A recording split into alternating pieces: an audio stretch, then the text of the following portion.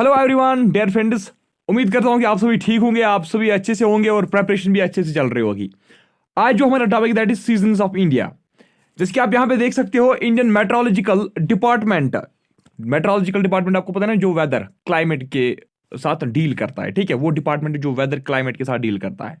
तो Indian meteorological department जो है दैट्स आईएमडी जो है, उन्होंने यहां पे भारत में रिकॉग्नाइज किए हैं 4 डिस्टिंक्ट सीजन्स। ठीक है, तो कितने seasons according to IMD Bharat में कितने सीजन्स कुल मिला के हैं?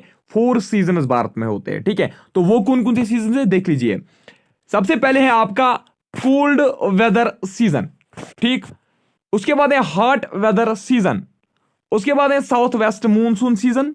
उसके बाद है सीजन ऑफ रिट्रीटिंग मूनसून, या सिंपली जिसको हम बोलते हैं रिट्रीटिंग मूनसून सीजन। और ध्यान रखिए, आप कोल्ड वेदर सीजन जो है ना, इसी को हम बोलते हैं विंटर। हॉट वेदर सीजन जो है ना, उसको हम बोलते हैं समर सीजन। और जो साउथ वेस्ट मूनसून सीजन है ना, उसको हम बोलते हैं रेनी सीजन। और जो रिट्रीटिंग मूनसून वाला सीजन होता है, उसको हम बोलते हैं कूल सीजन। तो कुल मिला के यहां पे 4 सीजन होते हैं हमारे भारत में। ठीक है, एक साल में कितने सीजन यहां पे होते हैं? 4 सीजन। कोल्ड वेदर सीजन जिसको हम विंटर बोलते हैं, हॉट वेदर सीजन जिसको हम समर बोलते हैं, साउथ वेस्ट मूनसून सीजन जिसको हम रेनी सीजन बोलते हैं, और सीजन ऑफ रिट्रीटिंग मूनसून जिसको हम कूल सीजन बोलते हैं। जैसे कि आप सभी जानते होंगे कि हमने साउथ वेस्ट मूनसून और जो रिट्रीटिंग मूनसून है, ये 2 टॉपिक्स हमने ऑलरेडी पढ़े हैं, है ना। तो इसका मतलब है अब हमें यहां पे सिर्फ 2 ही सीजन डिस्कस करने होंगे, हॉट वेदर सीजन यानी कि विंटर, और हॉट वेदर सीजन यानी कि समर सीजन, और कोल्ड वेदर सीजन यानी कि विंटर सीजन हमें डिस्कस करना है, यानी कि विंटर और समर ही हमें पढ़ना है।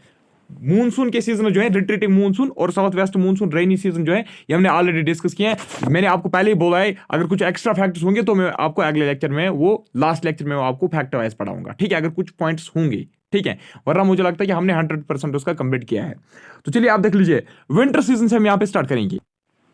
अगर हम बात करेंगे इंडिया की, भारत में जो विंटर सीजन है, जो कोल्ड वेदर सीजन है, वो कब स्टार्ट होता है? वो नवंबर में स्टार्ट होता है और मार्च तक फिर यही सीजन रहता है।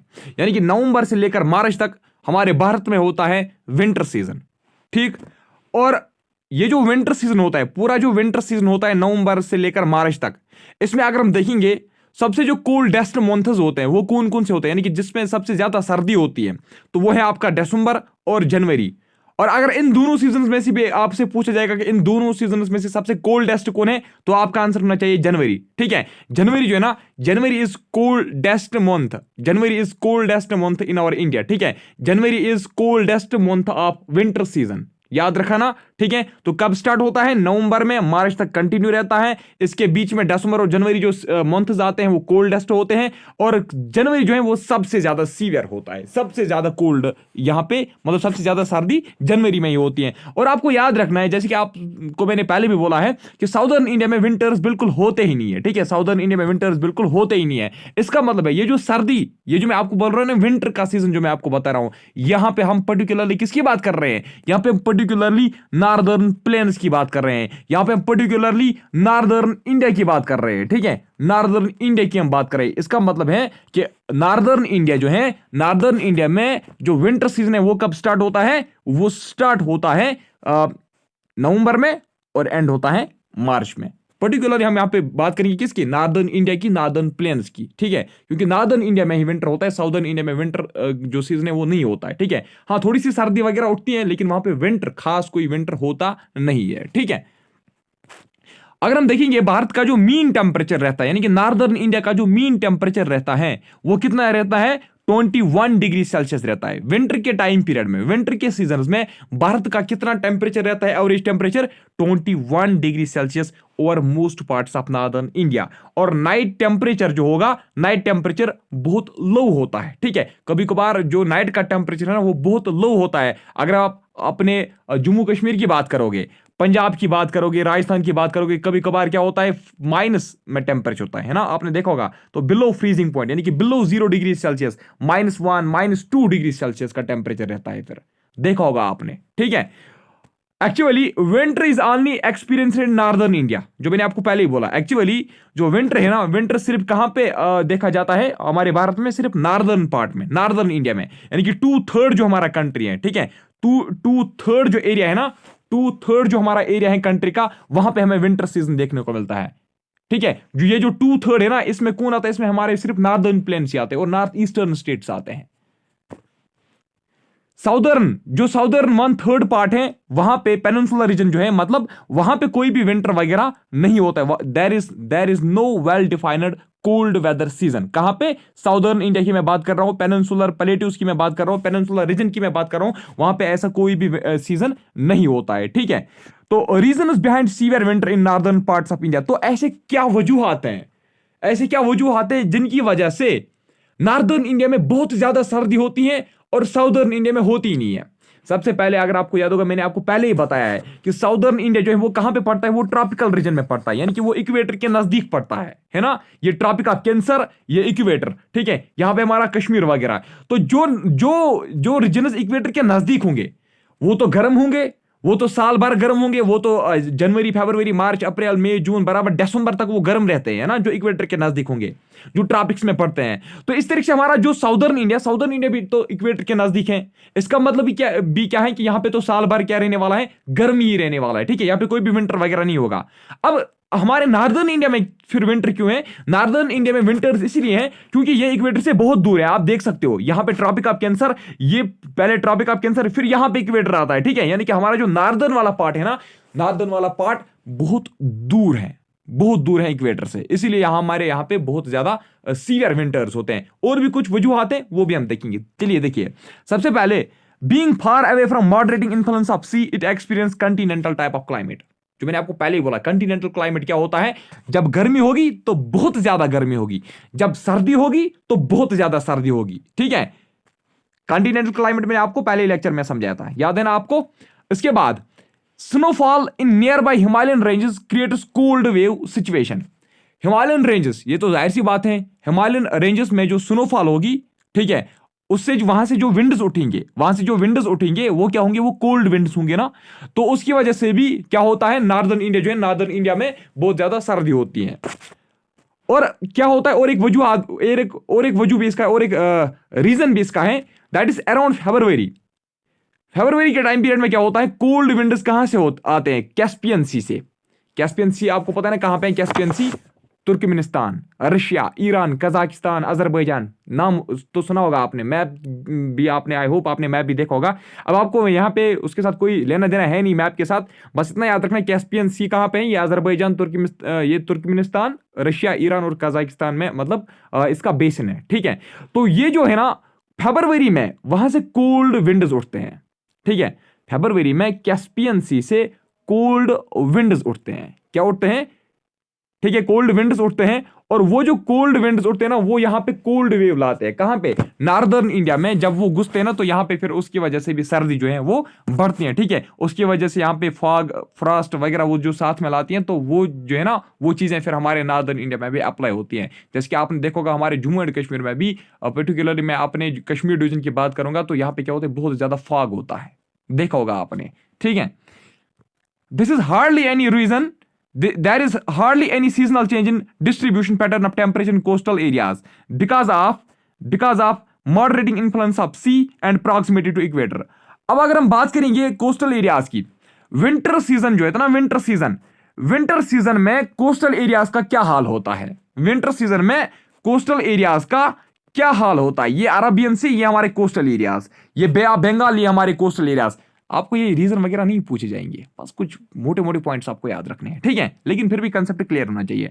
ठीक है, ये अरबियन सी, हमारे कोस्टल एरियाज। अब बताओ कि सर विंटर सीजन में कोस्टल एरियाज का क्या हाल होता है? वहां पे टेम्परेचर जो है वो कैसा रहता है? वो बहुत विंटर में, यहां पे तो आपको पता है यहाँ पे ओशंस हैं, यहां पे भी ओशन है। क्या ओशन की वजह से वहां पे टेम्परेचर बहुत कम होगा? नहीं, वहां पे क्या होगा? बराबर टेम्परेचर होगा, ना ही ज्यादा होगा ना ही कम होगा, ना ही सर्दी होगी ना ही उतनी ज्यादा गर्मी होगी। अब आप बताओगे क्यों?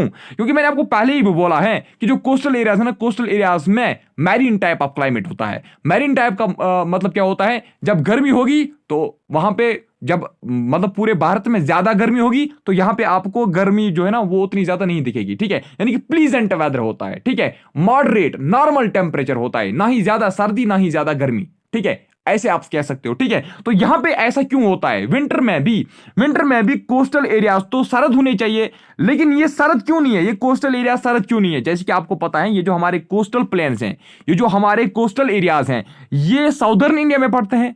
और साउदर्न इंडिया तो इक्वेटर के नजदीक है, ये तो ट्रॉपिक्स में पड़ता है। तो इसकी वजह से ये जो कोस्टल एरियाज है ना, ये क्या रह जाएंगे, ये गर्म रह जाएंगे। ये उतना ज्यादा गर्म भी नहीं रह जाएंगे, ठीक है। टेम्परेचर में गिरावट तो देखने को मिलेगी, क्योंकि यहां पे तो इसके साथ यहां पे ओशंस भी हैं, समंदर भी हैं। इसकी वजह से जो मॉडरेटिंग इन्फ्लुएंस है ना, वो तो इस पे, उसका असर तो इस पे पड़ेगा ही, है ना। यहां पे तो अगर यहां से गर्मी आ रही है, ठीक है, यहां से तो थोड़ी सी सर्दी उठी गई, ठीक है, तो मॉडरेट ही रहेगा, लेकिन टेम्परेचर जो है वो क्या रहेगा, वो मॉडरेट ही रहने वाला है। तो आपने क्या क्या रीजन देखा, एक आपने ये रीजन देखा कि यहां पे उतनी ज्यादा सर्दी इसलिए होती है, एक तो हमारे यहां ओशंस का जो इन्फ्लुएंस है हमारे नॉर्दर्न इंडिया में वो कम देखने को मिलता है, ठीक है। ओशन से अगर कोई वार्म एयर करंट आता, ठीक है, तो वो यहाँ पे पूछ नहीं सकती, क्यों, क्योंकि हमारा जो नॉर्दर्न इंडिया है ये बहुत दूर है उससे, ठीक है। और दूसरी बात, जो कैस्पियन सी से जो कोल्ड वेव्स उठते हैं, वो हमारे भारत में घुस जाती हैं, नॉर्दर्न इंडिया में पर्टिकुलर नॉर्थ वेस्टर्न एरिया से वो आते हैं। तो उसकी वजह से भी क्या होता है, यहाँ वो तो बाहर चले जाते, देख लीजिए, ये यहाँ से ईरान से मान लीजिए आ गई, ठीक है, ये तुर्कमेनिस्तान से आ गई ये विंडोज, ठीक है, कोल्ड विंडो जो मैं आपको बोल रहा हूँ कि कैस्पियन सी से उठे, अब ये हमारे भारत में घुसते हैं। अब ये भारत से बाहर जाने की कोशिश करते हैं, लेकिन यहाँ पे जो हमारे हिमालयन माउंटेन है ना, हिमालयन माउंटेन जो है वो इसको बाहर नहीं जाने देते हैं, ठीक है। इसलिए यहाँ पे क्या होता है, सर्दी उठती है, ठीक है। और एक रीजन हमने देखा, जो नॉर्दर्न हिमालयाज जो है, हिमालयन माउंटेन जो है, वहां पे जो स्नोफॉल होती है, वहां से भी जो विंड्स उठते हैं वो भी कोल्ड होते हैं, तो उसकी वजह से भी सर्दी बहुत ज्यादा उठती है, ठीक है। तो ये कुछ रीजन थे कि हमारे नॉर्दर्न इंडिया में ज्यादा जो सर्दी है वो क्यों होती है।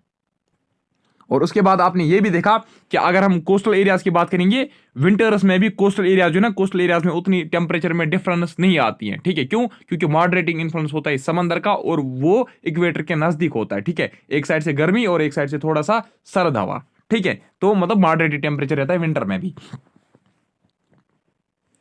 For example, mean maximum temperature for January, ठीक है, अगर हम जनवरी की बात करेंगे, थिरुवनंतपुरम जो है ना, थिरुवनंतपुरम में जनवरी का जो टेम्परेचर होता है ना, वो 31 डिग्री सेल्सियस होता है। और जून की अगर हम बात करेंगे, वो 29.5 डिग्री सेल्सियस होता है। इससे आपको ये प्रूफ होता है कि उतना ज्यादा डिफरेंस नहीं देखने को मिलता है हमें कोस्टल एरियाज के टेम्परेचर में, चाहे वो समर का सीजन हो चाहे वो विंटर का सीजन हो। जैसे कि आप यहां पे देख सकते हो, जनवरी की अगर हम बात करेंगे, यानी कि विंटर्स की अगर हम बात करेंगे, ये जो कोस्टल एरिया है थिरुवनंतपुरम, ठीक है, यहां पे 31 डिग्री सेल्सियस का टेम्परेचर होता है। और उसी हिसाब से अगर हम फिर देखेंगे जून का, यानी कि समर सीजन में अगर हम यहां पे टेम्परेचर रिकॉर्ड करेंगे थिरुवनंतपुरम में, तो वो 29.5 डिग्री सेल्सियस होता है। यानी कि बहुत कम वेरिएशन मिलती है हमें यहाँ पे टेम्परेचर में। क्यों, क्योंकि मॉडरेटिंग इन्फ्लुएंस है समंदरों का और इक्वेटर का, ठीक है। Temperature at hills of western Ghats remain low. अगर हम फिर हिल्स की बात करेंगे, वेस्टर्न घाट्स में जो हिल्स हैं, ये तो जाहिर सी बात है, जितना ऊपर जाओगे उतना आप कोल्ड महसूस करोगे। तो इसलिए जो हाई आल्टीट्यूड वाले क्या होंगे, हाई आल्टीट्यूड वाले वेस्टर्न घाट्स में जो माउंटेन रेंज होंगे, वहां पे टेम्परेचर क्या रहता है, लो रहता है। कब लो रहता है, कोल्ड के टाइम पीरियड में, कोल्ड वेदर के टाइम पीरियड में, विंटर के टाइम पीरियड में। और by the end of December, यानी कि 22 दिसंबर जब होता है, तो sun shines vertically over tropic of Capricorn in southern hemisphere. जब दिसंबर का सीजन आता है, अब क्या हो जाएगा, दिसंबर का सीजन अभी तक देख लीजिए, अभी तक समर का सीजन चल रहा था, तो सन जो है वो ट्रॉपिक ऑफ कैंसर के ऊपर था, मान लीजिए ये समर सीजन था, मान लीजिए, ठीक है।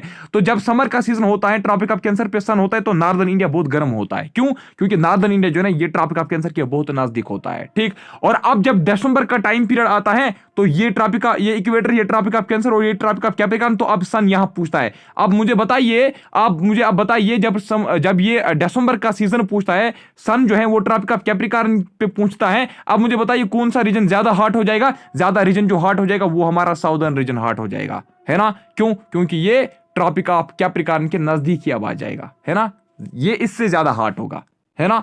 तो अब देख लीजिए, by the end of December 22 sun shines vertically over tropic of Capricorn in southern hemisphere. इससे क्या होगा, साउदर्न हेमिस्फीयर जो है वो ज्यादा हीट अप होगा। तो उससे क्या हो जाएगा, high pressure starts prevailing over large parts of northern India due to low pressure conditions there, ठीक है।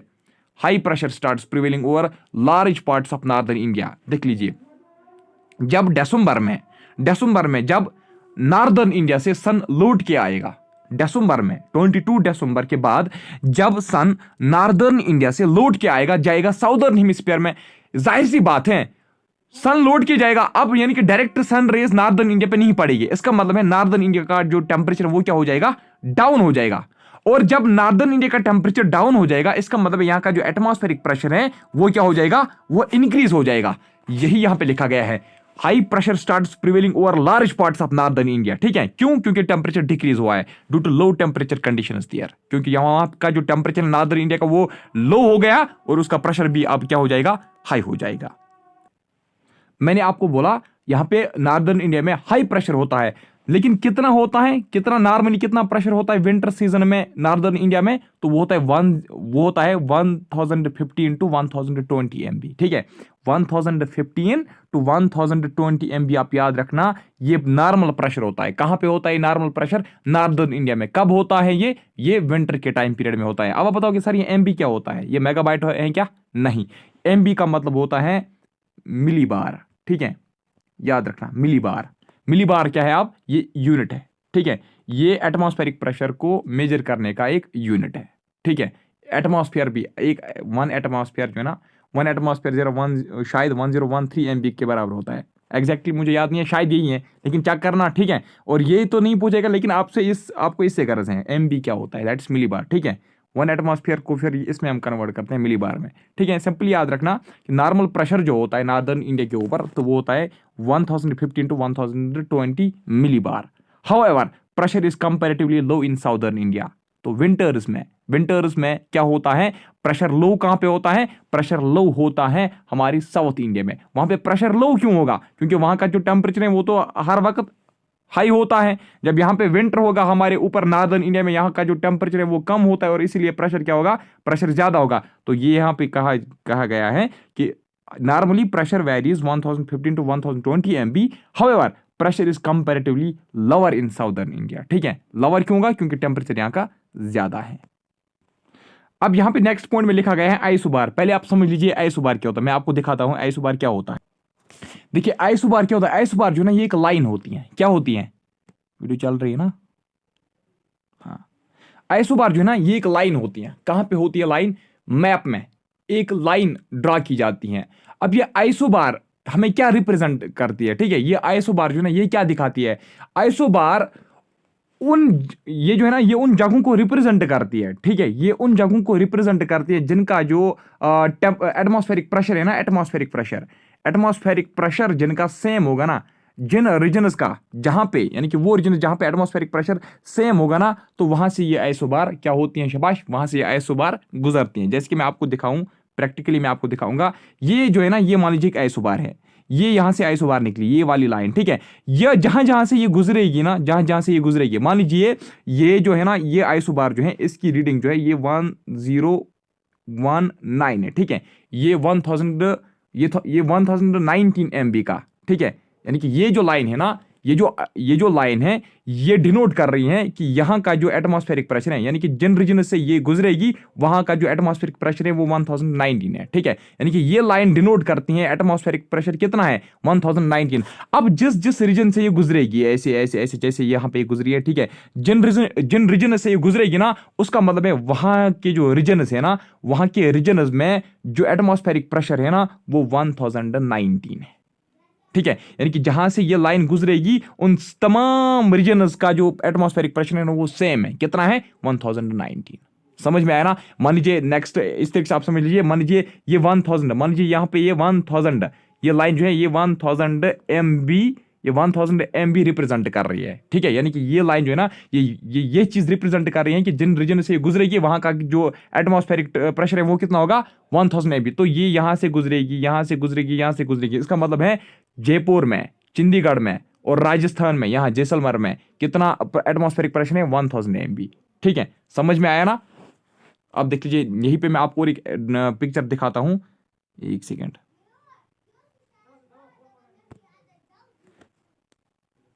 एक सेकेंड। देखिए आइसोथर्म क्या होता है, इस तरीके से आइसोथर्म जो है ना, ये भी इस तरीके से एक लाइन होती है, ड्रा की जाती है कहां पे, मैप में। ये रिप्रेजेंट क्या करती हैं, ये रिप्रेजेंट करती हैं उन एरियाज को जहां पे टेम्परेचर सेम होगा, जहां पे क्या होगा, जहां पे टेम्परेचर सेम होगा। याद रखना, जहां पे टेम्परेचर सेम होगा ये उन ही एरियाज को रिप्रेजेंट करती है।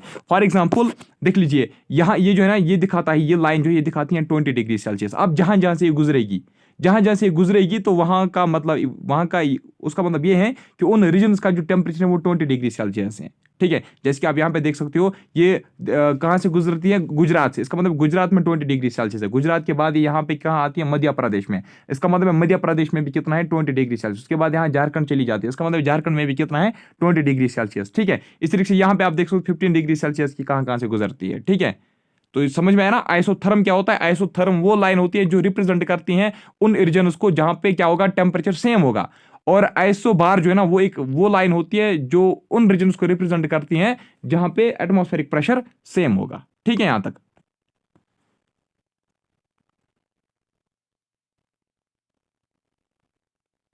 देखिए, the isobar of 1019 MB is seen in north west India, while as in southern tip of country isobar of 1013 MB touches।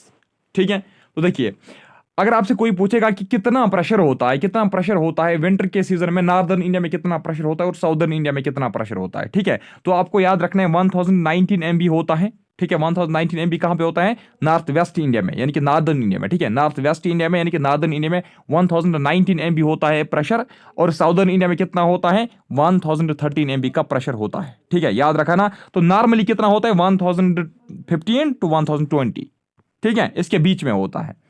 The wind starts blowing from high pressure area of north west to low pressure area of south east. अब क्या हो जाएगा, जाहिर सी बात है, जब मैंने आपको अभी बोला कि नॉर्दर्न इंडिया में, ये नॉर्दर्न इंडिया, ये साउदर्न इंडिया, यहाँ का जो प्रेशर, ये इस वक्त क्या है, प्रेशर हाई है। क्यों, क्योंकि टेम्परेचर लो है। यहाँ का प्रेशर क्या है, लो है, टेम्परेचर क्या है, हाई है। अब क्या हो जाएगा, अब ये जो यहाँ से जो विंडस है ना, जो विंडस कहाँ, जो विंडस यहाँ से ऑरिजिनेट होंगे, जाहिर सी बात है, प्रेशर जो है, एयर जो है वो high pressure to low pressure जाता है, विंडो जो है वो high pressure to low pressure जाती है। तो नॉर्दर्न इंडिया से, ठीक है, नॉर्दर्न इंडिया से जो विंडोज उठती है वो कहां जाएंगे, वो साउदर्न इंडिया में जाएंगी। क्यों, क्योंकि यहां का प्रेशर कम है, यहां का प्रेशर ज्यादा है। अब एग्जैक्टली अगर मैं आपको बताऊं, जैसे कि यहां पे लिखा गया है कि विंडोज जो है ना, वो स्टार्ट करती है blowing from high pressure area of north waste, वो नॉर्थ वेस्ट से उठती हैं। ठीक है, ऐसे नॉर्थ वेस्ट से उठती हैं और कहां चली जाती हैं, साउथ ईस्ट में ऐसे चली जाती हैं।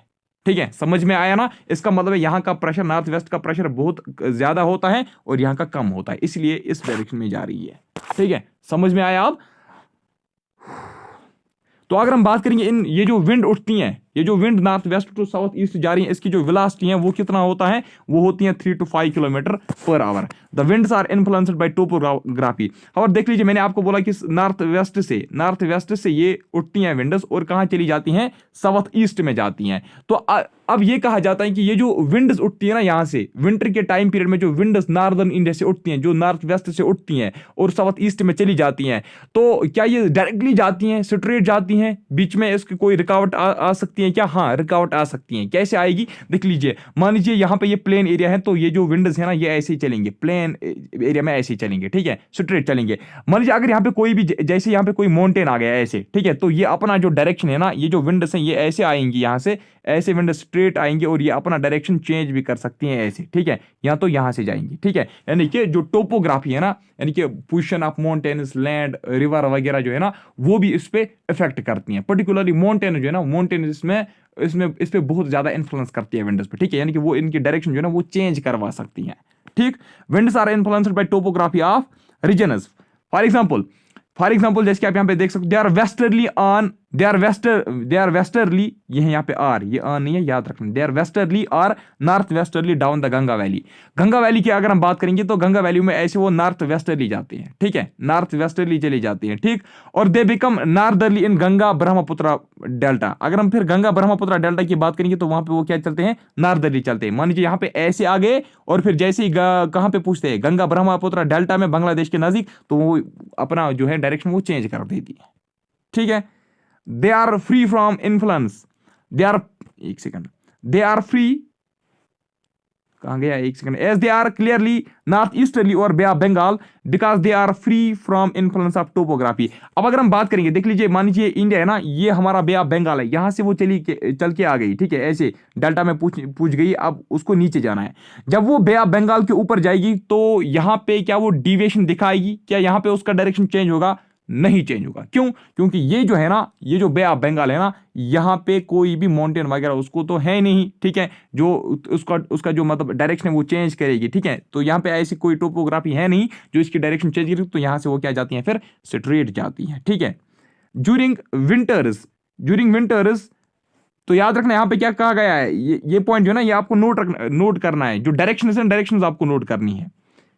As they are clearly north easterly और बे ऑफ बंगाल, ठीक है, बे ऑफ बंगाल के ऊपर वो किस डायरेक्शन में चलती हैं? नॉर्थ ईस्टर्ली, याद रखना है।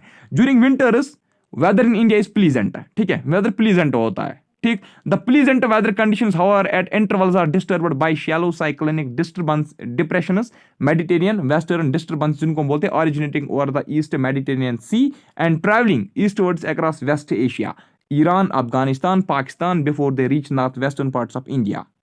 देखिए, मैंने आपको पहले भी बोला था ना कि वेस्टर्न डिस्टर्बेंस कहां से उठती हैं? मेडिटेरेनियन सी से आती हैं, और फिर वो हमारे इंडिया में कहां से घुस जाती हैं?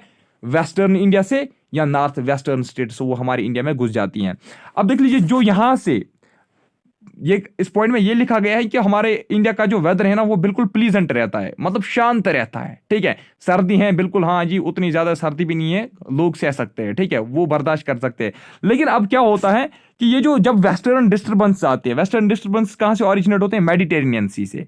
जब वो मेडिटेरेनियन सी से, ये मेडिटेरेनियन सी मान लीजिए, यहां से जब वेस्टर्न डिस्टर्बेंस उठते हैं, साइक्लोन्स उठते हैं, और फिर वो ईरान, इराक, ठीक है, अफगानिस्तान को क्रॉस करते हैं, पाकिस्तान को क्रॉस करते हैं, फिर हमारे यहां नॉर्थ वेस्टर्न स्टेट से, ठीक है, फिर हमारे यहां नॉर्थ वेस्टर्न स्टेट से वो घुस जाती है ऐसे, ठीक है, नॉर्थ वेस्टर्न स्टेट से ऐसे वो घुस जाती है।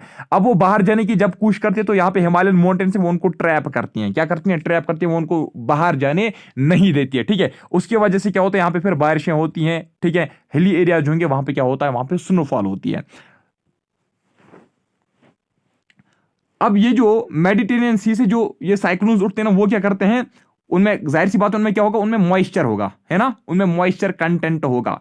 तो मॉइस्चर जब वो उनमें है, ये जब ईरान, इराक, अफगानिस्तान, पाकिस्तान के ऊपर से गुजरती है, ठीक है, बीच में जितने भी मतलब आते हैं ना, क्या जितने भी समंदर आते हैं, जितने भी लेक्स आते हैं, उनसे ये मॉइस्चर और भी गेन करता है। मान लीजिए अगर यहाँ पे इसने 15 लीटर का मॉइस्चर लाया था, ठीक है, जब ये यहाँ पे किसके ऊपर आया, शाबाश, जब ये यहाँ पे ईरान के लेक्स या ईरान के समंदर जो है, इराक के जो समंदर है, जब ये इनके ऊपर से गुजरती है ना, तो उनका मॉइस्चर भी इसमें ऐड होता है, तो यहाँ पे ये 20 लीटर का बन जाएगा, ठीक है। जैसे इसी तरीके से अब इसमें क्या लिखा गया है, on the way the moisture content gets augmented, यानी कि moisture gets added from Caspian Sea. इस तरीके से जब ये कैस्पियन सी में पूछता है तो कैस्पियन सी में भी इसका क्या होता है, मॉइस्चर कंटेंट ऐड हो जाता है। अब अगर ये 15 लीटर था, अब ये 30 लीटर बन गया, ठीक है, क्योंकि लेक्स का, समंदरों का, जिस तरीके से आपने देखा कैस्पियन सी का या जो पर्शियन गल्फ है, वहां का मॉइस्चर भी इसमें क्या हो गया, ऐड हो गया, ठीक है। जब मॉइस्चर ऐड होता है, फिर जब ये हमारे भारत में पूछता है तो वहां पे क्या होता है, स्नोफॉल होगी या तो रेनफॉल होगी। ये 280, ये 281 page number. Winter monsoon does not cause rainfall. Winter monsoon किसको बोलते हैं, यानी कि रिट्रीटिंग मानसून जो होता है ना, winter monsoon does not cause rainfall, वो रेनफॉल नहीं करती हैं। अब बताओगे सर विंटर मानसून रेनफॉल क्यों नहीं करेगी? क्यों? क्योंकि जो यहां से साउथ वेस्ट से मानसून आया था, उसने भारत में, उसने नॉर्दर्न इंडिया में, उसने नॉर्थ वेस्ट में, उसने नॉर्थ ईस्ट में अपनी जो वो जो है ना ह्यूमिडिटी वगैरह जो है वो उसकी खत्म होती है। क्यों? क्योंकि उसके बादल बन जाते हैं और बारिश हो जाती है, मानसून रेनफॉल हो जाती है, फिर उसमें ह्यूमिडिटी नहीं रहती है, फिर उसमें मॉइस्चर नहीं रहता है, ठीक है। और एक चीज भी है, क्या होता है, ये जो मतलब एंटी साइक्लोनिक सर्कुलेशन जो होती है ना हमारे लैंड पे, मेन लैंड, इंडिया के मेन लैंड पे जो एंटी साइक्लोनिक सर्कुलेशन होते हैं, एक होता है साइक्लोनिक सर्कुलेशन, यानी कि जिसमें क्या करती हैं, विंडो जो है ना वो कन्वर्ज होती हैं ऐसे, ठीक है, कन्वर्ज होके वो क्या करती हैं, यहाँ का मॉइस्चर, यहाँ का मॉइस्चर, यहाँ का मॉइस्चर, इस तरीके से वो इकट्ठा होता है एक ही जगह पे ऐसे, ठीक है। तो फिर क्या होगी, रेनफॉल होगी, कंडेंस होगी, रेनफॉल होगी। और दूसरा होता है anti cyclonic circulation. Anti cyclonic circulation होता है, मान लीजिए एक होता है ना, जब आप क्या करते हो, आप ऐसे कॉइल को करते हो, ठीक है, कॉयल जो है ना उसके आप ऐसे राउंड्स लगाते हो, ठीक है, एक ही कॉयल बनाते हो। और दूसरा होता है जब आप कॉयल को क्या करते हो, अनवाइंड करते हो। एक होता है वाइंडिंग, कॉयल को आप वाइंड करोगे, और दूसरा होता है कॉयल को जब हम अनवाइंड करेंगे तो वो इसको फिर ऐसे ऐसे ऐसे बन जाता है ना, ठीक है, वो एक दूसरे से जो इसके जो लाइन्स हैं वो दूर हो जाएंगे। तो इसी तरीके से जो एंटी साइक्लोनिक सर्कुलेशन होता है ना, एंटी साइक्लोनिक सर्कुलेशन में क्या होता है, विंड जो है ना वो एक दूसरे से क्या चलती है, एक दूसरे कि वो मतलब दूर जाती है, ठीक है, एक दूसरे से वो दूर चली जाती है, वाइड हो जाती है, ठीक है। एक होता है कन्वर्ज होती है, दूसरा होता है डाइवर्ज होता है। तो एंटी साइक्लोनिक सर्कुलेशन में क्या होता है, जो विंड से ना वो डाइवर्ज होते हैं। इसका मतलब मॉइस्चर जो है, अगर मॉइस्चर होगा भी वो एक ही जगह पे इकट्ठा नहीं होता है। तो इसीलिए विंटर मूनसून जो है ना, विंटर मूनसून में एक तो ह्यूमिडिटी नहीं होती, मॉइस्चर नहीं होता है, और दूसरा एंटी साइक्लोनिक सर्कुलेशन जो मेनलैंड पे होती है उसकी वजह से भी विंटर मूनसून जो है ना उसमें उसकी वजह से रेनफॉल नहीं होती है, ठीक है। So most parts of India do not have rainfall in winter season, ठीक। However there are exceptions, लेकिन कुछ exceptions हैं जहां पे winters में भी rainfall होती है। अब हम देखेंगे कहां कहां पे होती है। In north western India some weak cyclones from Mediterranean Sea cause rainfall in Punjab, Haryana, Delhi, western UP. यानी कि वही मेडिटेरियन सी से जो कुछ वीक साइक्लोन्स आएंगे उसकी वजह से रेनफॉल हो सकती है, जैसे कि मैंने आपको अभी पहले बोला, ठीक। This rainfall is useful. However ये जो मेडिटेरियन सी से लेकिन जो साइक्लोन्स आते हैं ना, जो विंटर में जो ये रेनफॉल होती है ना, कहां पे, पंजाब में, हरियाणा में, दिल्ली में या वेस्टर्न यूपी में, ये रबी क्रॉप्स के लिए, याद रखना है आपको, ये बहुत ही इंपॉर्टेंट पॉइंट है, ये रबी क्रॉप्स के लिए इंपॉर्टेंट होती हैं। रबी क्रॉप्स आपको पता है ना कौन से क्रॉप्स होते हैं, जिनको हम सो कब करते हैं, that are sown in winter, जिनको हम सो विंटर में करते हैं और हार्वेस्ट कब करेंगे, स्प्रिंग में। अब इसमें मैं एग्जांपल कौन सी आएगी, जैसे कि आपने यहां पे देखा वीट है, ठीक है, वीट, मस्टर्ड, पी होता है, ग्रैम होता है, ठीक है, बेरली होता है। तो ये कुछ ऐसे मतलब क्रॉप्स हैं जो रबी क्रॉप्स हैं। तो मैंने आपको बोला जो मेडिटेरियन सी से विंटर में जो रेनफॉल होता है किसकी वजह से, मेडिटेरियन सी के साइक्लोन्स की वजह से, तो वो किसके लिए इंपॉर्टेंट होता है, रबी क्रॉप्स के लिए। लेकिन याद रखना है स्पेशली वो वीट जो है ना, वीट के लिए वो बहुत इंपॉर्टेंट होता है, वीट के लिए वो बहुत ज्यादा बेनिफिशियल होता है, ठीक है। The precipitation is in the form of snowfall in एक सेकंड, इन लोअर हिमालयाज, ठीक है। अगर हम हिमालयाज की बात करेंगे, जाहिर सी बात है वहां पे आल्टीट्यूड है, वहां पे टेम्परेचर और भी डाउन होता है, तो मेडिटेरियन सी के जो साइक्लोन्स है वो वहां पे किस में कन्वर्ट हो जाएंगे, वो वहां पे कन्वर्ट हो जाते हैं स्नो में, ठीक है। This precipitation goes on decreasing from west to east in plains. अगर हम बात करेंगे अब वेस्ट टू ईस्ट, देख लीजिए ये इंडिया का वेस्टर्न पॉइंट, ये इंडिया का ईस्टर्न पॉइंट, ठीक है। वेस्टर्न टू ईस्ट जितना हम जाएंगे ना, ये जो मेडिटेरियन सी की वजह से ये जो विंटर में जो रेनफॉल होती है ना, विंटर का जो रेनफॉल होता है ना वो डिक्रीज होता जा रहा है, ठीक है, जितना हम ईस्ट वर्ड्स जाएंगे। यानी कि वेस्टर्न इंडिया में विंटर रेनफॉल ज्यादा होती है और ईस्टर्न इंडिया में कम होती है, ये याद रखना है, ठीक है। और इसी तरीके से अब हम देखेंगे नॉर्थ टू साउथ। अगर हम नॉर्थ टू साउथ जाएंगे तो नॉर्थ टू साउथ में क्या होता है, and from north to south in mountains, ठीक है। नॉर्थ टू साउथ जितना हम जाएंगे, यानी कि नॉर्दर्न इंडिया में विंटर रेनफॉल ज्यादा होती है और साउदर्न इंडिया में विंटर रेनफॉल कम होती है, ठीक है। एक तो देख लीजिए सबसे ज्यादा विंटर रेनफॉल कहां पे होती है, एक होता है वेस्ट में और दूसरा होता है नॉर्थ में। कम कहां पे होती है, ईस्ट में, और कहां पे कम होती हैं, साउथ में। यानी कि नॉर्थ टू नॉर्थ वेस्ट का जो एरिया है ना, इसमें बहुत ज्यादा रेनफॉल होती है, विंटर के टाइम पीरियड में भी बहुत ज्यादा नहीं, मतलब होती रहती हैं, ठीक है। किसकी वजह से, मेडिटेरियन सी से जो साइक्लोन्स आते हैं। असल में जो आपका कंसेप्ट है वो मैंने आपको ऑलरेडी क्लियर किया है। अब आपको सिर्फ यहाँ पे फैक्टर्स रटने हैं, फैक्टर्स जमा करो, फैक्टर्स आपको याद रखने हैं, ठीक। एवरेज रेनफॉल अगर हम देखेंगे विंटर के टाइम पीरियड में कहां पे कितनी होती है, जैसे कि दिल्ली में होता है 53 mm, ठीक है। पंजाब और बिहार में होता है 18 to 25 mm। अरुणाचल प्रदेश में होता है 25 mm to 50 mm, यानी कि अच्छी खासी रेनफॉल होती है। आसाम में होता है 25 to 50 mm, ठीक है। During October and November north east monsoon while crossing over bay of Bengal picks up moisture. हाँ जी, मैंने आपको क्या बोला, विंटर जो मानसून होता है उसकी वजह से रेनफॉल नहीं होता है ना, विंटर मानसून की वजह से रेनफॉल नहीं होता है। क्यों? क्योंकि एक तो एंटी साइक्लोनिक सर्कुलेशन होता है, ह्यूमिडिटी उसमें नहीं होती है, मॉइस्चर उसने ऑलरेडी कहाँ पे, नॉर्दर्न इंडिया में उसने ऑलरेडी मॉइस्चर अपना मतलब in the form of rainfall जो है वो उसने यूटिलाइज किया होता है, ठीक है। In the form of rainfall जो साउथ वेस्ट मानसून है वो यूटिलाइज हुआ होता है, ठीक है। यानी कि जो साउथ वेस्ट मानसून जाता है वो कन्वर्ट होता है किसमें, क्लाउड्स में, क्लाउड्स की वजह से रेनफॉल होती है, तो इसका मॉइस्चर अब खत्म हो गया, ठीक है। तो अब क्या होता है, देख लीजिए मैंने आपको वहां पे भी पढ़ाया था कि तमिलनाडु के कोस्ट्स में, केरला कर्नाटका के कोस्ट में रेनफॉल होती है विंटर के टाइम पीरियड में। याद है जिस वक्त मैंने आपको पढ़ाया था रिट्रीटिंग मानसून, जब मानसून रिट्रीट होता है, जब मानसून वापस जाता है लैंड टू सी, ठीक है। तो अब देख लीजिए ड्यूरिंग अक्टूबर एंड नवंबर, जब अक्टूबर नवंबर में क्या होता है, north east monsoon while crossing over bay of Bengal, जब वो ऐसे बे ऑफ बंगाल के ऊपर से वापस आती हैं इंडिया, यही मैंने आपको बोला था, वो बे ऑफ बंगाल के ऊपर से आती हैं और वो क्या करती हैं, वो बे ऑफ बंगाल में थोड़ा सा मॉइस्चर क्या करती हैं, मॉइस्चर गेन करती हैं। यानी कि रिट्रीटिंग मानसून जो होता है वो बे ऑफ बंगाल में क्या करता है, जब वो बे ऑफ बंगाल के ऊपर से गुजरती है तो वहां पे मॉइस्चर गेन करती हैं। और वो जो मॉइस्चर गेन करती है ना, तो जब वो कहां पे पूछता है, तमिलनाडु के कोस्ट पे, ठीक है, यानी कि ईस्टर्न घाट्स के नजदीक, ठीक है, जब वो तमिलनाडु के कोस्टस पे पूछती हैं तो वहां पे क्या होता है, तमिलनाडु के coast, southern Andhra Pradesh, south east Karnataka जो है और जो केरला है, इन इलाकों में क्या होती हैं, फिर रेनफॉल होती हैं, ठीक है। And cause rainfall in Tamil Nadu coastal areas में, है ना, southern Andhra Pradesh, south east Karnataka में और साउथ केरला में क्या होती है, साउथ ईस्ट केरला में क्या होती है, रेनफॉल होती है। कब रेनफॉल होती है, अक्टूबर नवंबर में, ठीक है, जिस वक्त रिट्रीटिंग मानसून होता है। तो यहाँ पे इस वक्त रेनफॉल क्यों होगी, क्योंकि ये मॉइस्चर पिक करता है, ठीक है। ये जो रिट्रीटिंग मानसून होता है इसमें बिल्कुल मॉइस्चर होता ही नहीं है। जब ये बे ऑफ बंगाल के ऊपर से आता है तो बे ऑफ बंगाल में मॉइस्चर क्या करता है, मतलब स्टोर करता है, ठीक है, गेन करता है। तो उसके बाद ये रेनफॉल करती है कहां पे, तमिलनाडु के कोस्ट में, साउदर्न आंध्र प्रदेश में, साउथ ईस्ट कर्नाटका में, साउथ ईस्ट केरला में। और मैंने आपको वहां पे ये भी बताया था कि ये जो रेनफॉल यहाँ पे होती है उसको हम बोलते हैं विंटर रेनफॉल, भी इसको हम बोलते हैं, है ना, विंटर रेनफॉल इसको हम बोलते हैं। पढ़ाया था मैंने आपको रिट्रीटिंग मानसून के टाइम पीरियड में। अब आपको याद रखना है, मुझे एक पॉइंट यहाँ पे याद आ गया, एक होता है वो मानसून जो सी टू लैंड जाएगा, ठीक है, ठीक है, जो समंदर से लैंड मास की ओर जाता है, ठीक है, तो उसको हम बोलते हैं साउथ ईस्ट मानसून, याद रखना, ठीक है, उसको हम बोलते हैं साउथ वेस्ट मानसून। क्या उसको बोलते हैं, साउथ वेस्ट मानसून।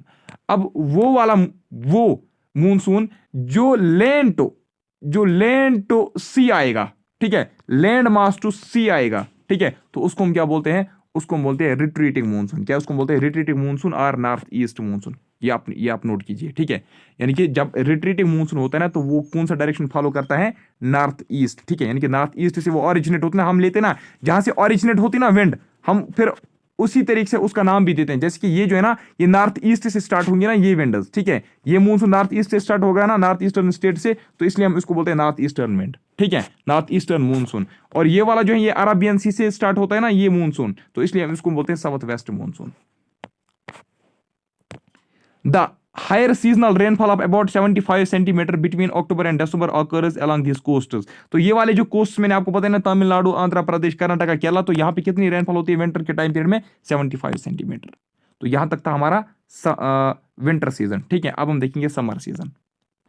अब समर सीजन में क्या होता है, समर सीजन स्टार्ट कब होता है, समर सीजन स्टार्ट होता है मार्च में और जून तक रहता है, यानी कि मार्च टू जून यहाँ पे समर सीजन रहता है। अब देख लीजिए जुलाई में भी यहाँ पे गर्मी अच्छी खासी रहती है नॉर्दर्न इंडिया में, लेकिन जो ज़्यादातर जो मतलब ज़्यादा टेम्परेचर होता है ना वो मार्च टू जून के टाइम पीरियड में होता है, मार्च टू जून के मंथ्स में होता है, ठीक है। समर सीजन जो है ना वो स्टार्ट होता है मार्च में और एंड होता है कब, जून में, ठीक है। तो देख लीजिए इसमें क्या होता है, हाई टेम्परेचर रहता है, लो ह्यूमिडिटी रहती है, ठीक है। ये कुछ जनरल कैरेक्टरिस्टिक्स हैं किसके, हमारे समर सीजन के। इंडिया का जो समर सीजन होता है ना, तो उस टाइम पीरियड में हाई टेम्परेचर होता है, लो ह्यूमिडिटी होती है।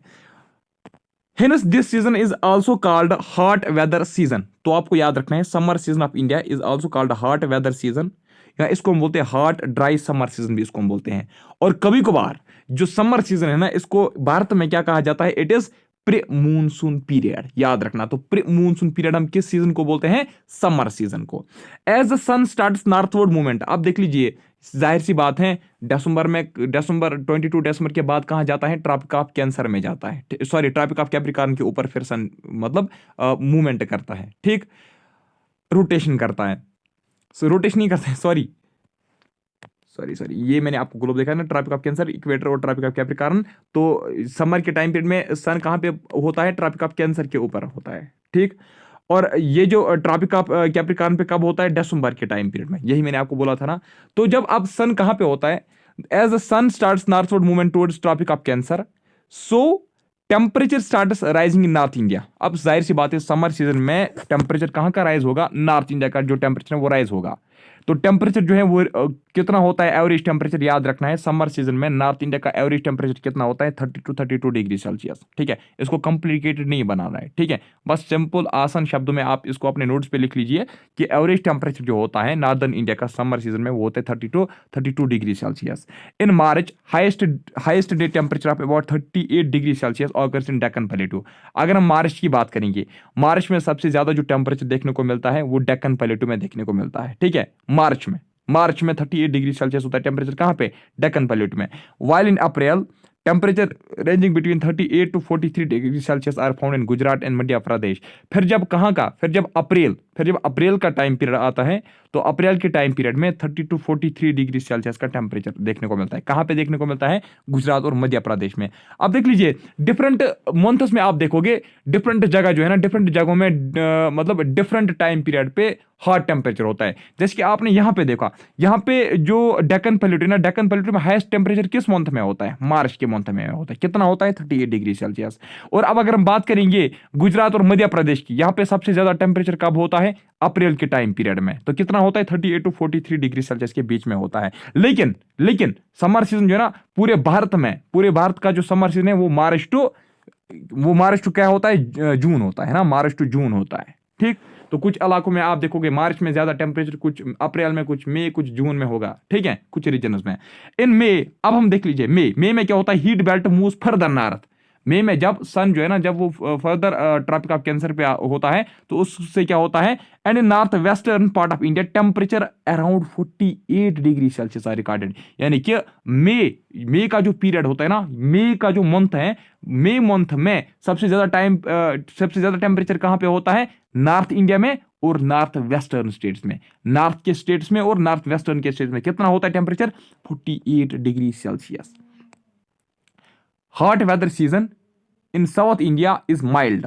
Hot weather season in south India is mild, यानी कि साउदर्न इंडिया में उतना ज्यादा टेम्परेचर भी नहीं होता है। समर के टाइम पीरियड में हॉट टेम्परेचर हम कहेंगे, हॉट हम नहीं कहेंगे, हम कहेंगे वार्म टेम्परेचर होता है। जैसे कि मैंने आपको पहले ही बोला है कि साउदर्न इंडिया में मॉडरेट टाइप ऑफ टेम्परेचर होता है, मैरीन टाइप ऑफ टेम्परेचर होता है। मॉडरेट का मतलब क्या है, यानी कि ना ही ज्यादा सर्दी ना ही ज्यादा गर्मी, लेकिन गर्मी जो है मतलब मॉडरेट टाइप की गर्मी रहती है, नॉर्मल गर्मी रहती है, लेकिन साल भर गर्मी ही रहती है। ठीक, तो यहाँ पे क्या होता है, the hot weather season in south India is mild, यानी कि हॉट वेदर जो होता है वो माइल्ड होता है, यानी कि वहां पे उतनी ज्यादा गर्मी होती नहीं है जितनी कहां पे होती है, नॉर्दर्न इंडिया में। And not so intense as found in northern India. क्यों, अब आप बताओगे क्यों। देख लीजिए, ये जो है ना, ये ट्रॉपिक ऑफ कैंसर, ये इक्वेटर, ये ट्रॉपिक ऑफ कैप्रिकॉर्न, ये हमारा यहाँ पे ये नॉर्दर्न इंडिया, ठीक है, और ये साउदर्न इंडिया। ठीक है, ये इक्वेटर है ना, ये ट्रॉपिक ऑफ कैप्रिकॉर्न। ठीक है, थोड़ी सी डायग्राम में ऊपर नीचे हो सकता है। ये आप यहां पे देख सकते हो, सन यहां पे है, सन यहां पे है ना, सन यहां पे है, इसका मतलब है नार्दर्न इंडिया जो है, northern India tropic of Cancer के बहुत नजदीक है ना। तो इसका मतलब ये है ना कि ये वाला एरिया बहुत ज्यादा क्या होगा, गर्म होगा। ठीक है, क्यों, बिल्कुल करीब है, ट्रॉपिक ऑफ कैंसर जो है ना इसके करीब है, और ये भी गर्म होगा, लेकिन इस पे उतनी ज्यादा सोलर इंसोलेशन नहीं पड़ेगी। ठीक है, सन की रेज नहीं पड़ेंगे, तो इसलिए यहाँ पे उतना ज्यादा टेम्परेचर होगा नहीं। और दूसरी बात भी है, मैंने आपको बोला था ना कि यहाँ पे क्या होता है, यहाँ पे सी ब्रीज उठती है, वो जो कोल्ड ब्रीज होती हैं जो अरबियन सी से उठती हैं, इंडियन ओशन से उठती है, वो साउदर्न इंडिया में चली जाती हैं। तो उसकी वजह से भी अगर यहाँ पे टेम्परेचर हाई होगा भी, तो यहाँ की जो कोल्ड ब्रीज है ना, वो इसको क्या कर देती है, वो टेम्परेचर को थोड़ा सा नीचे ला देती है। ठीक है, यानी कि मॉडरेट बनाती हैं। तो मॉडरेटिंग इन्फ्लुएंस ऑफ सी की वजह से भी यहाँ पे उतना ज्यादा हॉट वेदर हमें मिलता नहीं है। कब, समर सीजन के टाइम पीरियड में। ठीक है, because of moderating effect of ocean देखा। So here temperature remains between 26 to 32 degree Celsius. तो याद रखना है आपको। तो ये जो साउदर्न इंडिया है, साउदर्न इंडिया में कितना टेम्परेचर रहता है समर के टाइम पीरियड में, 26 to 32 डिग्री सेल्सियस। जैसे कि आपने देखा नॉर्दर्न इंडिया में 48 डिग्री सेल्सियस तक जाता है, 43 डिग्री सेल्सियस तक जाता है। देख लीजिए आप, due to altitude temperature in hills of western Ghats remain below 25 degree Celsius. अब अगर हम बात करेंगे वेस्टर्न घाट्स की, जाहिर सी बात है आल्टीट्यूड ज्यादा है, टेम्परेचर तो रहेगा कम, चाहे विंटर हो चाहे समर हो, तो वहां का जो टेम्परेचर है वो प्लेन एरिया से कम ही रहेगा। तो यही इसमें लिखा गया है, यहाँ पे 26 to 32 है प्लेन एरियाज में, यानी कि साउदर्न एरिया का जो प्लेन एरिया है वहां पे 26 to 32 डिग्री सेल्सियस होता है टेम्परेचर समर के टाइम पीरियड में। अब अगर हम बात करेंगे आल्टीट्यूड्स की, यानी कि वेस्टर्न घाट्स की अगर हम बात करेंगे, तो समर के टाइम पीरियड में यहाँ पे 25 डिग्री सेल्सियस का टेम्परेचर होता है। और कोस्टल रीजन्स की अगर हम बात करेंगे, coastal regions, the north to south extent of isotherms parallel to the coast confirms that temperature does not decrease from north to south, rather it increase from coast to interior. हाँ, अब क्या होता है, आइसोथर्म्स मैंने अभी आपको बोला, map में जब आइसोथर्म्स आपस में क्या हो जाएंगे ना, आपस में जब वो पैरेलल चलेंगे ना, उसका मतलब ये है कि टेम्परेचर जो यहाँ का है और यहाँ का है उसमें उतनी ज्यादा डिफरेंस है नहीं। हाँ, डिफरेंस है, लेकिन उसका मतलब है उतनी ज्यादा डिफरेंस है नहीं। उसका मतलब ये है कि यहाँ का जो टेम्परेचर है और यहाँ का जो टेम्परेचर है वो थोड़ा सा क्या है, वो मतलब बराबर ही है, ठीक है, बहुत कम डिफरेंस है। तो आइसोथर्मस ये इसमें ये लिखा गया इस पॉइंट में कि आइसोथर्मस पैरेलली रन करती हैं, ठीक है, आइसोथर्मस पैरेलली रन करती हैं। कहां पे देख लीजिए, in the coastal region. Coastal region में क्या होता है, नॉर्थ टू साउथ जब हम आते हैं तो जो आइसोथर्मस है वो भी आपस में क्या करते हैं, पैरेलली रन करते हैं। उसका मतलब है जितना हम नॉर्थ टू साउथ आएंगे कोस्टल एरियाज में, जितना हम नॉर्थ टू साउथ आएंगे आइसोथर्मस पैरेलली रन करते हैं। इसका मतलब है जितना हम नॉर्थ टू साउथ आएंगे कोस्टल एरियाज में जो टेम्परेचर है वो क्या होगा, उसमें हमें उतनी ज्यादा डिफरेंस देखने को नहीं मिलेगी, ठीक है। तो यही हमें कंफर्म करता है, ये जो आइसोथर्मस पैरेलल रन करते हैं ना, इसका मतलब ये होता है कि temperature does not decrease from north to south. इसका मतलब है जितना हम नॉर्थ टू साउथ आएंगे टेम्परेचर कोस्टल एरियाज में डिक्रीज नहीं होता है, rather it increase from coast to interior. अलबत्ता ये चीज है कि जितना हम कोस्ट से इंटीरियर जाएंगे, जितना हम कोस्टल एरिया से अंदर जाएंगे सेंट्रल इंडिया में, तो वहां पे हमें क्या देखने को मिलेगा, टेम्परेचर तो इंक्रीज ही होगा, ठीक है, क्योंकि वहां पे उतना ज्यादा मॉडर्न इन्फ्लुएंस नहीं होगा समंदर का जितना कोस्टल एरियाज पे है ना। तो ये याद रखना है आपको, समर के टाइम पीरियड में नॉर्थ टू साउथ हम जितना जाएंगे कोस्टल एरियाज में वहां पे टेम्परेचर की डिफरेंस नहीं है, ये यहाँ पे एक फैक्ट है, ठीक है, इसको आप नोट कीजिए। The temperature along west coast are lover.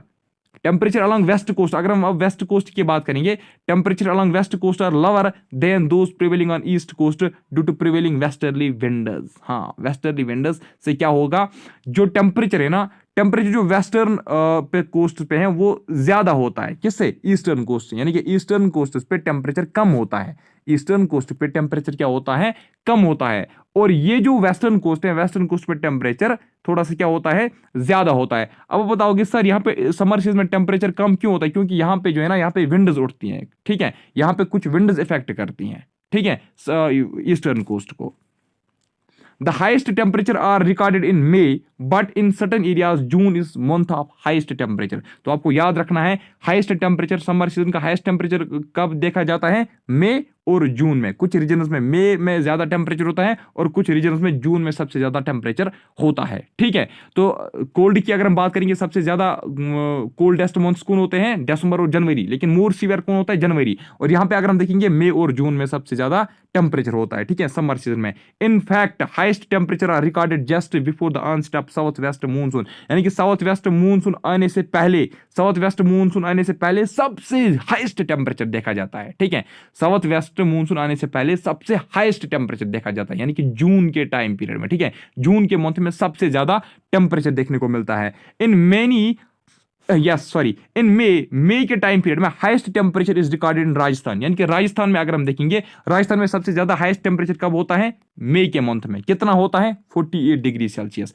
तो ये देखा गया था, ठीक है, कंटिन्यू नहीं होता है, लेकिन ये देखा गया है कि मई के टाइम पीरियड में एवरेज राजस्थान में सबसे ज्यादा टेम्परेचर रहता है। लेकिन एक बार ये रिकॉर्ड किया गया था, ठीक है, जैसे कि आप यहां पे देख सकते हो, ठीक है, 48 जो है ना, ये मतलब मान लीजिए एवरेज रहता है, ठीक है। जब हाईएस्ट जाएगा ना तो कितना जाएगा, तो 1956 में देखा गया तो 50.5 डिग्री सेल्सियस, ठीक है। शायद आपको मेरी बात समझ में नहीं है, मैं आपको फिर से बताता हूं। इन मई हाईएस्ट टेम्परेचर कहां पे होता है, राजस्थान में होता है। कितना होता है, 48 डिग्री सेल्सियस होता है, ठीक है, यानी कि 48 डिग्री सेल्सियस तक वो टच करता है, यानी कि आप ये याद रख लीजिए एवरेज टेम्परेचर 48 डिग्री सेल्सियस होता है, ठीक। और जून की अगर हम बात करेंगे, जून में सबसे ज्यादा टेम्परेचर किस स्टेट में होता है, तो आपका आंसर होना चाहिए पंजाब में होता है और हरियाणा में होता है। देखिए आप समझ गए ना, अब आप समझ रहे होंगे कि अगर आपसे ये कोई पूछेगा कि ये बताइए मई में सबसे ज्यादा टेम्परेचर इंडिया के किस स्टेट में होता है, तो वो राजस्थान में होता है। आप गुजरात का नाम भी दे सकते हो, आप ये भी कह सकते हो कि अगर वहां पे ऑप्शन में नॉर्थ वेस्ट होगा ना, तो आप वही ऑप्शन चूज कर सकते हो। तो कितना होता है, 48 डिग्री सेल्सियस होता है। और जून में सबसे ज्यादा भारत में कहां पे टेम्परेचर होता है, पंजाब और हरियाणा में। तो ठीक है, याद रखना ना। अब देख लीजिए हाईएस्ट टेम्परेचर जो अभी तक इंडिया में देखा गया है समर के टाइम पीरियड में, तो वो रिकॉर्ड किया गया है 50.5 डिग्री सेल्सियस। तो ये जो 50.5 डिग्री सेल्सियस है ना, ये अलवार में देखा गया था। अलवार एक जगह है राजस्थान में, ठीक है। 1956 10 में 1956 में ये टेम्परेचर ना ये देखा गया था, ये रिकॉर्ड किया गया था। और ये जो है ना, ये मतलब अभी तक भारत में ये इस मतलब कोई और साल जो है ना 1956 का ये जो रिकॉर्ड रहा, ठीक है, 50.5 डिग्री सेल्सियस जो अलवार राजस्थान में जो टेम्परेचर इंक्रीज हुआ था, तो ये रिकॉर्ड जो है ना, ये रिकॉर्ड अभी तक कोई भी सीजन जो है, कोई भी ईयर है, अभी तक नहीं तोड़ पाई है, ठीक है। तो कब हुआ था सबसे ज्यादा टेम्परेचर हमारे भारत में, 1956 में। किस जगह पे, अलवार राजस्थान में ये देखने को मिला था, ठीक है। उसके बाद 50.6 इस तरीके से 50.6 डिग्री सेल्सियस भी देखने को मिला था। कहां पे? गंगागर में। गंगागर में कब देखा गया था? 1935 में। यूपी में है ये जगह, ठीक। Northern and central parts of India experience heat waves in this season. तो समर सीजन में याद रखना है आपको, नॉर्दर्न और सेंट्रल पार्ट जो है ना इंडिया के, ठीक है, इंडिया के जो सेंट्रल पार्ट्स हैं और इंडिया के जो नॉर्दर्न पार्ट्स हैं, यहाँ पे क्या होते हैं? हीट वेव्स एक्सपीरियंस की जाते हैं। हीट वेव्स का मतलब यानी कि यहाँ पे हॉट जो है ना, हॉट विंडर्स एक्सपीरियंस किए जाते हैं। कब? समर के टाइम पीरियड में। अब हम यही विंडर्स पढ़ेंगे। देखिए सबसे पहले लू बहुत ही इंपॉर्टेंट है, ये बहुत ही इंपॉर्टेंट एक वेव होती है, ठीक है।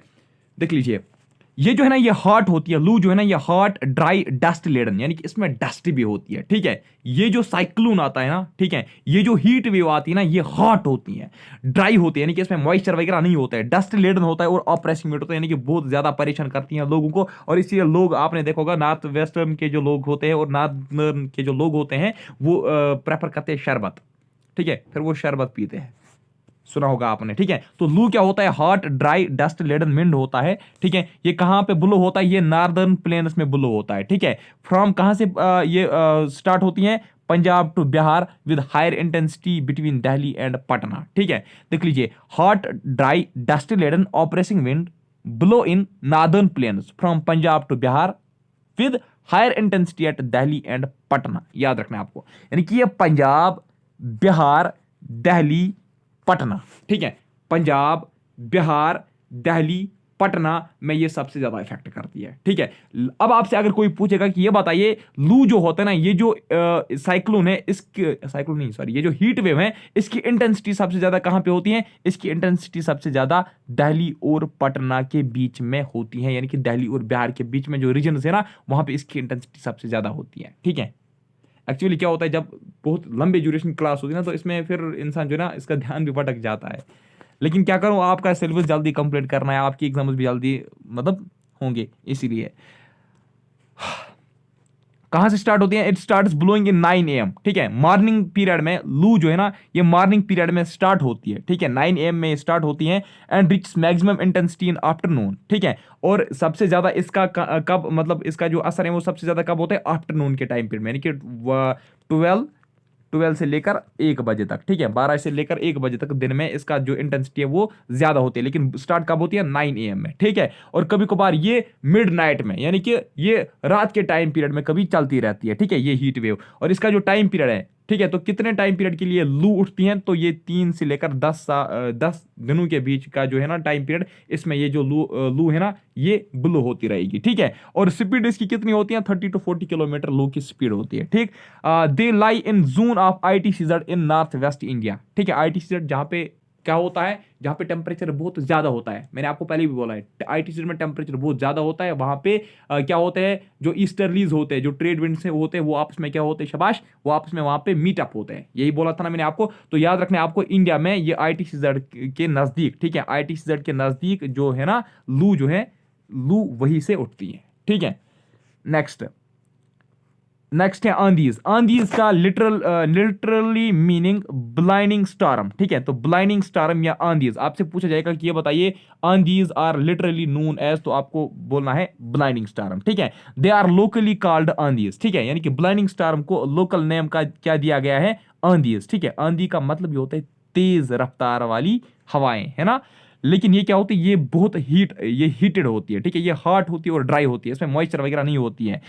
These are strong dust storms. ये क्या होता है? आंधी जो होती है ना, आंधी, आंधी ये इसमें एक्चुअली क्या होता है? इसमें सिर्फ डस्ट ही होता है, ये सच में डस्ट वाली होती है, ठीक है। ये जो आंधी है ना, ये जो विंड है ना, ये सच में डस्ट वाली होती है।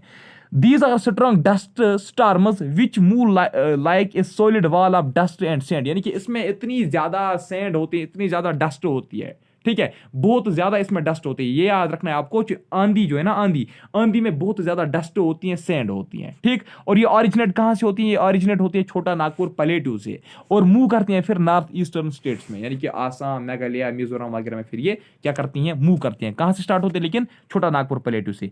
नॉर्थ वेस्टर्स की अगर हम बात करेंगे, तो north westers are locally known as Kal Baisakhi, ठीक है, कल वैसाखी। एक्चुअली जो बैसाखी ना, बैसाखी को कुछ लोग पढ़ते हैं वैसाखी। अब अगर आपने ऑप्शन में देखा कल वैसाखी, तो आप वहां पे परेशान नहीं होना, ये सोचना कि ये कल बैसाखी है, ठीक है। तो नॉर्थ वेस्टर्स को हम क्या बोलते हैं लोकली, कल बैसाखी, या इनको हम ब्लैक स्टार्म्स भी बोलते हैं, और a mass of dark clouds of Vaisakh, ठीक है। तो इसको हम क्या बोलते हैं, it is a mass of dark clouds of Vaisakh, ठीक है। नॉर्थ वेस्टर्न टाइम पे एक्चुअली क्या होता है, एक तो हीट वेव भी हो सकती है, और लेकिन यहाँ पे बहुत थंडर स्टार्म्स भी होते हैं, याद रखना, बहुत थंडर स्टार्म्स भी होते हैं, जिसको हम कश्मीर में बोलते हैं गगराई शिगासा, ठीक है।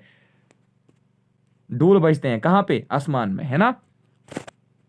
इन आसाम दी स्टार्म्स आर कॉल्ड बरदोली चीरा, ठीक है। बरदोली चेहरा पढ़िए, बरदोली चीरा पढ़िए, कुछ भी पढ़िए, ठीक है। तो आसाम में नॉर्थ वेस्टर्स को क्या बोलते हैं, बरदोली चीरा। आसाम में कल बैसाखी को क्या बोलते हैं, बरदोली चीरा। याद रखना, कल बैसाखी, अगर आपसे ये पूछा जाएगा कि ये बताइए कल बैसाखी को आसाम में क्या पूछते हैं, क्या कहा जाता है, तो आपका आंसर होना चाहिए बरदोली चीरा। अगर आपसे ये पूछा जाएगा कि ये बताइए नॉर्थ वेस्टर्स जो है इनको आसाम में क्या कहा जाता है, तो आपका आंसर होना चाहिए बरदोली चीरा, ठीक है। तो दे आर वेरी वायलेंट, ये बहुत ज्यादा वायलेंट होते हैं, और इनकी स्पीड जो होती है आप देख सकते हैं 60 to 80 किलोमीटर पर आवर इसकी स्पीड होती है। और मैक्सिमम पीरियड ऑफ ऑकरेंस, सबसे ज्यादा जो अगर टाइम पीरियड हम देखेंगे तो मैक्सिमम जो नॉर्थ वेस्टर्न ये कब ब्लो होते हैं, इस मंथ ऑफ वैसाख। बैसाखी का जो मंथ होता है मार्च अप्रैल, मिड मार्च टू मिड अप्रैल के बीच में नॉर्थ वेस्टर्स बहुत ज्यादा उठते हैं, ठीक है। तो ये कहां से ब्लो होते हैं, ये वेस्ट बंगाल से ब्लो होते हैं, और फिर उड़ीसा, आसाम, झारखंड तक ये पहुंच जाती हैं। कौन, नॉर्थ वेस्टर्स, ठीक है। Useful for T, jute and rice cultivation, ये बहुत ही इंपॉर्टेंट है, ठीक है। तो नॉर्थ वेस्टर्स जो है ना, ये किसके लिए बेनिफिशियल है, नॉर्थ वेस्टर्स किसके लिए बेनिफिशियल, ये टी, जूट, राइस कल्टीवेशन के लिए बहुत ज्यादा ये बेनिफिशियल होता है, ठीक है। In south these thunder storms occur in Kerala, parts of Karnataka and Tamil Nadu. तो ये जो है ना, ये जो स्टार्म्स है, नॉर्थ वेस्टर्स के जो स्टार्म्स है ना, ये कहां पे लग जाते हैं, साउदर्न इंडिया की अगर हम बात करेंगे तो साउदर्न इंडिया के केरला, तमिलनाडु और कर्नाटका को भी ये क्या करती हैं, अफेक्ट करती हैं। कभी कभार क्या होता है, नॉर्थ वेस्टर्स के टाइम पीरियड में हेल स्टोन्स पड़ जाते हैं, ठीक है। Hail stones sometimes accompany showers and occasionally attain the size of गफ बॉल्स। आपने देखो ना, वो होते ना हेल स्टोन्स जो पड़ती हैं, हेल स्टोन्स, या तो डॉट छमना हेल स्टोन्स, ठीक है। स्नो बॉल जिनको आप बोलते हैं, कभी कभार वो जो स्नो बॉल जब गिरती है ना इसके टाइम पीरियड में, नॉर्थ वेस्टर्स जिस वक्त ब्लो होते हैं, तो वो उनका जो साइज होता है ना, वो गफ बॉल, ठीक है, जितना गफ बॉल का साइज होता है ना उतना ही उनका साइज होता है, यानी कि बहुत मोटे मोटे स्नो बॉल जो है ना, हेल स्टोन जो है वो बहुत मोटे, बहुत उनका साइज जो है वो बहुत बड़ा होता है, वो गिर जाते हैं, ठीक है। अब mango showers towards the end of summer, जब समर सीजन एंड होता है तो क्या होता है, प्री मूनसून शावर्स होते हैं, यानी कि मूनसून से पहले जो बारिशें होती है ना उनको हम बोलते हैं प्री मूनसून शावर्स। यानी कि मैंगो शावर जो है ना, मैंगो शावर्स को ही हम बोलते हैं प्री मूनसून शावर। याद रखना, pre monsoon showers are also known as mango showers. Important point है, नोट कीजिए, अगर पीडीएफ में नहीं लिखा गया है, लेकिन ऐसे तो मैं आपको बता रहा हूं ना, इसलिए मैं आपको बोल रहा हूं कि वीडियो लेक्चर जरूर देखने, आपको कंसेप्ट क्लियर करने के लिए, ठीक है। तो मैंगो शावर्स को हम बोलते हैं प्री मूनसून शावर्स, याद रखना है, which are common in Kerala, Karnataka and coastal areas, ठीक है। तो मैंगो शावर्स ज्यादातर कहां पे देखे जाते हैं, केरला में और कर्नाटका में। उनको मैंगो शावर्स क्यों बोलते हैं, locally these are known as mango showers since they help in early ripening of mangoes. जब ये मैंगो शावर्स उठते हैं ना, जब ये स्टार्म्स उठते हैं ना, जब ये हीट वेव्स उठते हैं ना, तो इससे क्या होता है, इससे मैंगो की राइपनिंग जो है ना वो पहले होती है। मान लीजिए अगर अगर अगर मान लीजिए अगर 15 अगर 15 जून को मैंगो राइप होते थे, अगर मैंगो शावर्स उठेंगे ना तो ये उनकी राइपनिंग पहले ही कर देती है, ये उनको 5 जून को ही आपके मैंगो तैयार होंगे, ठीक है, अगर मैंगो शावर्स आएंगे, ठीक है। यानी कि ये अर्ली राइपनिंग करता है, ठीक है, किसकी, मैंगोज की। दूसरा है फिर ब्लूजम शावर्स। ब्लूजम शावर जो है ना, ब्लूजम शावर्स क्या है देख लीजिए, with this shower coffee flowers blossom in Kerala and nearby areas that is Karnataka। Kerala Karnataka के जो काफी प्लांट्स होते हैं ना वो ब्लूजम होते हैं, यानी कि उनके वो जो है ना फूल खिलते हैं, ठीक है। इससे ब्लूजम शावर से क्या होता है, फूल खिलते हैं। किसके फूल खिलते हैं, कर्नाटक और केरला में जो कॉफी के प्लांट्स होते हैं, ठीक है। मैंगो शावर्स आर कॉल्ड, ये जो मैंगो शावर थे ना, मैंगो शावर्स को ही कॉफी शावर कहा जाता है, मैंगो शावर को ही चेरी ब्लूजम भी कहा जाता है, ठीक है। ये जो मैंने आपको बोला ना, एक्चुअली जो ब्लूजम शावर्स है ना, ब्लूजम शावर्स भी क्या होते हैं, ये मैंगो शावर्स ही होते हैं, ठीक है, ये मैंगो शावर्स ही होते हैं। लेकिन अब ये जो मैंगो शावर्स है ना, इनको केरला और कर्नाटका में क्या कहा जाता है, कॉफी शावर भी कहा जाता है और चेरी ब्लूजम भी कहा जाता है। क्यों इनको कॉफी शावर क्यों कहा जाता है, क्योंकि दे हेल्प इन ब्लूजमिंग, ठीक है, they help in blossoming of flowers, ठीक है। Summer season is dry season but is not totally rainless. Summer season dry होता है, लेकिन इसका मतलब ये नहीं है कि बिल्कुल जून से लेकर मार्च से लेकर जून तक बिल्कुल रेनफॉल होगी ही नहीं, रेनफॉल भी साथ साथ में होती है लेकिन बहुत कम होती है, ठीक है, बहुत कम होती है, याद रखना, ठीक है। समर सीजन का मतलब ये नहीं है कि बिल्कुल ही रेनफॉल नहीं होगी समर सीजन में। तो आपने कभी ऐसा देखा है कि क्या मार्च मार्च से लेकर जून के पीरियड में, मार्च से लेकर जून के जो मंथ से कभी रेनफॉल नहीं हुई कहीं कहीं पे भी, कश्मीर में या कश्मीर आउटसाइड कश्मीर, ठीक है। तो ऐसा कभी भी नहीं देखने को मिलेगा, ठीक है। समर सीजन का मतलब ये नहीं होता कि ड्राई सीजन है रेनफॉल नहीं होगी, हाँ ड्राई सीजन है रेनफॉल होगी लेकिन बहुत कम होगी, ठीक है। Because of the heating of subcontinent in summer season IT season move northwards, मैंने आपको बोला था ना, जहां पे टेम्परेचर जहां पे लो प्रेशर होगा यानी कि जहां पे टेम्परेचर ज्यादा होगा तो आईटी सीजन वही बनने की कोशिश करेगी, ट्रेड विंड्स वहीं पे मर्ज होने की कोशिश करेंगे। तो बिकॉज ऑफ हीटिंग ऑफ सब कॉन्टिनेंट हीट होने की वजह से समर के टाइम पीरियड में जब सब कॉन्टिनेंट हीट होता है तो इसकी वजह से क्या होता है, आईटी सीजन शिफ्ट करता है नॉर्थवर्ड्स, ठीक है। और वो किस पोजीशन पे जाता है तो याद रखना है आपको, तो आईटीसीजेड समर सीजन में कहां पे बनता है, 25 डिग्री नॉर्थ लैटिट्यूड पे बनता है, ठीक है। कब, जुलाई के टाइम पीरियड में, याद रखना है जुलाई के टाइम पीरियड में। नोट, अब आपके लिए एक नोट है यहां पे, नोट क्या है, मैंने आपको पहले बोला कि 4 सीजन है ना, that's winter, summer, south west monsoon, retreating. इसमें जो हमने मूनसून और रिट्रीटिंग मूनसून है वो हमने ऑलरेडी डिस्कस किया, ये एक इंपॉर्टेंट पॉइंट है, ठीक है। मतलब ये हमने ऑलरेडी डिस्कस किया है, इसको अब यहां पे डिस्कस करने की जरूरत नहीं है, ठीक है। तो चलिए आज की इस वीडियो में इतना ही, मिलता हूं आपसे नेक्स्ट टॉपिक में। हाँ और एक बात, टेलीग्राम में ये जो डिस्क्रिप्शन में एक टेलीग्राम की लिंक है हमारे चैनल की, तो वो आप सब्सक्राइब करके रख लीजिए टेलीग्राम की चैनल, क्योंकि पीडीएफ वगैरह हम कभी भेजते हैं, और व्हाट्सएप ग्रुप की लिंक भी है तो उसमें भी आप ज्वाइन होना, ठीक है। तो bye, take care, thank you very much.